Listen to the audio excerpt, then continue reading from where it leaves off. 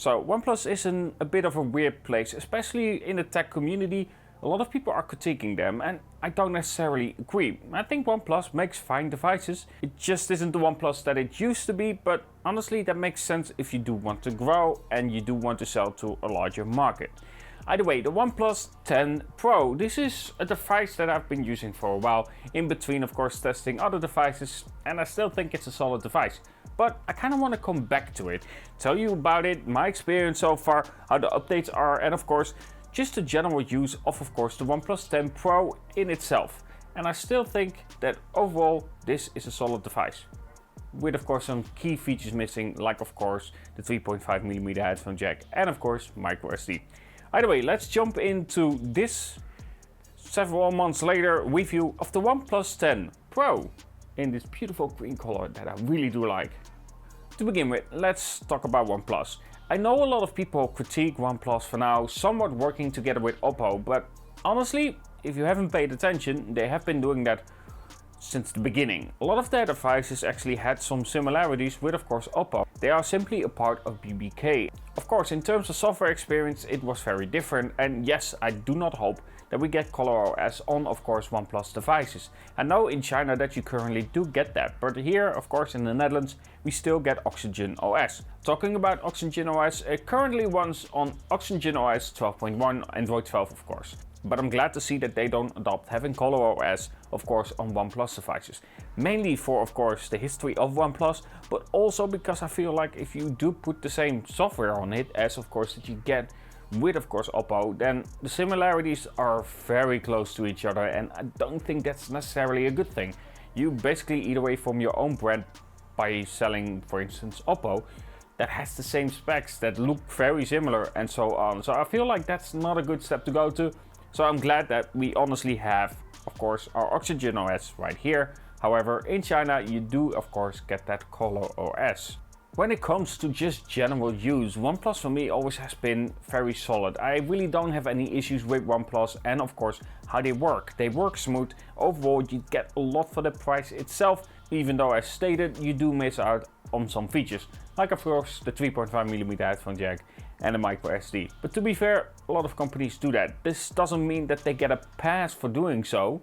It just means that if all the other options have the same, then well, you have to pick and choose on which one you prefer at the end. And OnePlus for me does a solid job. Software experience for myself, as stated, is solid. I think the camera as well is solid when it comes to OnePlus devices. The OnePlus 10 Pro isn't going to be the best, but it was never meant to be the best, especially at the launch price for it. 899 euros it was out of my head. And that makes it a very different range than something like, for instance, 1200 euros. That's 400 euros of difference between those devices. You would hope that that device that costs a lot more would perform better in terms of camera. Now with that being said, do I have some gripes with the camera? Yes, I don't think it always is as I would like it to be. Sometimes it just looks like there's a filter on top of it. But overall, camera experience has been solid for me. I think they improved upon it compared to of course the OnePlus 9. It's not a huge improvement, but they improved upon it. In low light, that's the biggest noticeable difference. It is much faster than of course on the OnePlus 9 for instance. But overall, in terms of images and color accuracy, they do pretty well. With that being said, as stated again, sometimes it can have that weird single shot in between where it looks different than it should be and it looks like a filter that you get on Instagram. And then we have to talk about display. The OnePlus 10 Pro of course comes with a beautiful AMOLED display with 120Hz refresh rate. And again, it's a good display. Yes, it has curves. If you don't like curves, this is not going to change. It still has the curves. It still has a little bit of a difference when it comes to of course the side. If you are looking from it from the side for instance, you can definitely tell that where it curves, it is brighter for some reason. But overall, you know, if you are looking from it from the front, it's a good panel. It really does look solid. And the 120Hz refresh rate makes the experience very nice and smooth. I would say buttery smooth. And then of course with the max brightness of it, outside I really don't have any issues. The brightness of the display is good. Again, here I don't really have any complaints or anything to say about where I feel like OnePlus has been failing. I feel like OnePlus hasn't been. I feel like OnePlus has actually been improving upon what they are doing. With that being said, the biggest problem for OnePlus currently is the tech market. The tech market feels like, you know, they are let down by what OnePlus is doing. And I don't necessarily agree with it, but I also can understand it. And I think OnePlus needs to work on that. Having to understand what the community is saying is really important.